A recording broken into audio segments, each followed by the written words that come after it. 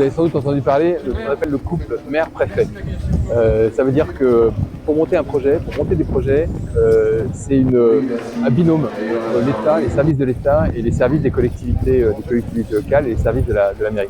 Donc moi, ce matin, ce que j'ai voulu faire avec le maire de Sainte-Rose et avec le secrétaire général de la préfecture, qui est aussi le sous-préfet de Basse-Terre, c'est de venir avec les élus, rencontrer le conseil municipal, faire un point sur les différents projets de la ville pour savoir comment effectivement l'État peut accompagner, aider, permettre à ces projets de se concrétiser.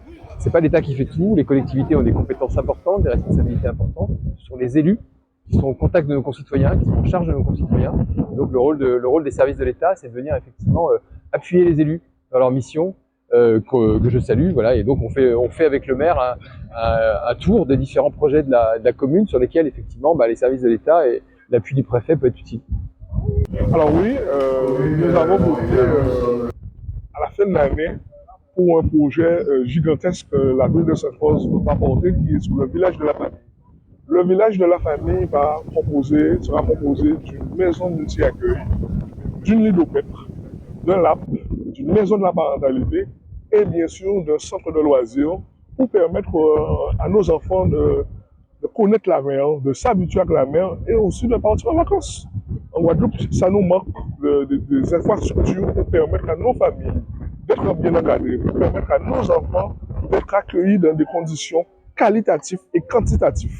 Donc c'est pour ça que, sachant que nous avons une couverture de 41%, nous mettons tout ce qu'il faut en place pour qu'il y ait de la structure pour nos enfants, pour que l'accueil soit fait, pour que la socialisation des enfants soit mise en place et que nous nous occupons bien sûr de notre population.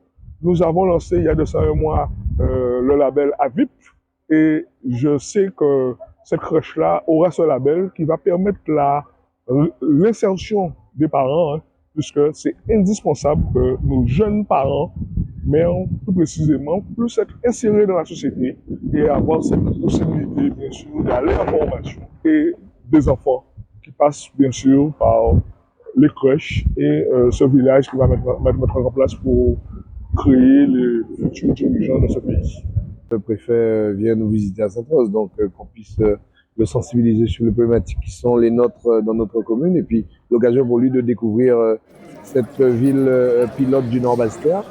Donc c'est l'objectif premier, celui de notre État. Et puis à côté de ça, comme je vous le disais, faire en sorte que nos projets, ceux que nous avons ici, comme ici même où nous allons construire bientôt une maison de la famille, qu'ils puissent avec les services de l'État, prendre toute sa part et sa participation. Et puis à côté de ça, le port de pêche que nous souhaitons aussi développer, les entreprises du territoire qui sont aujourd'hui présentes avec nous et sur lesquelles aussi nous souhaitons sensibiliser l'État sur leurs problématiques. Bref, un topo sur la ville de Sainte-Rose, sur ses difficultés et sur ses perspectives. La ville de Sainte-Rose, c'est une ville qui, l'année dernière, qui cumulait plus d'1 million de déficits, hein, donc un truc extraordinaire.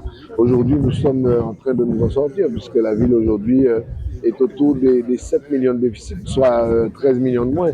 Donc on avance très vite avec des mesures drastiques, bien évidemment, avec un service public qui n'est pas complètement au niveau, parce que nous aurions aimé faire mieux, mais bon, la situation étant ce qu'elle est, il faut arrêter l'hémorragie. Et puis à partir de cette année, commencer à travailler pour mettre en place un certain nombre de projets structurants comme celui-là. Mais évidemment, nous restons de façon très contraints par rapport à la situation financière. Justement, comment le venir en aide à cette problématique? D'abord, ils le font déjà par le plan Coram, puisque nous sommes éligibles au plan Coram. Et puis à côté de ça, sur des aides sur des projets spécifiques, sur des avances, notamment par exemple sur des travaux qui doivent être réalisés pour Fiona, etc.